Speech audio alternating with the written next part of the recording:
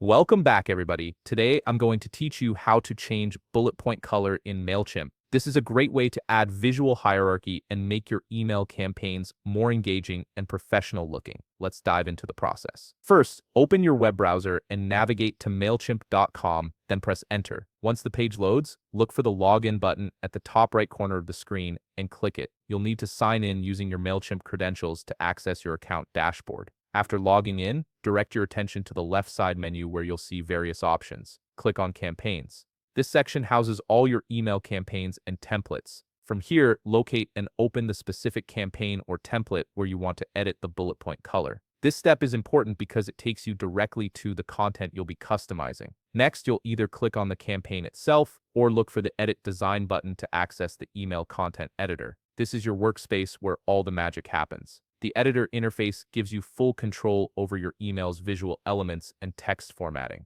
In the content area of your editor, drag a paragraph or text block into your canvas. This creates a space where you can add your bulleted content. Once the block is in place, type your text into it. Now locate the bulleted list icon on the formatting toolbar at the top of your editor page. Click this icon to convert your text into a bulleted list. Now here's where we get into changing the actual bullet color. Mailchimp offers two approaches to accomplish this. The first method is straightforward. Click on the left side menu and select Styles. From there, find the text section and locate the paragraph color option. Changing the color here will affect your bullet points as they inherit the text color by default. The second approach involves using custom HTML code, which gives you more precise control. To do this, click on the code section within your text block. You'll need to copy and paste a specific HTML snippet. I'll display the code on screen now, so feel free to pause the video to copy it accurately. Once you've pasted the code into your text block, look for the section that says your text here. Replace this placeholder with the actual text you want to display.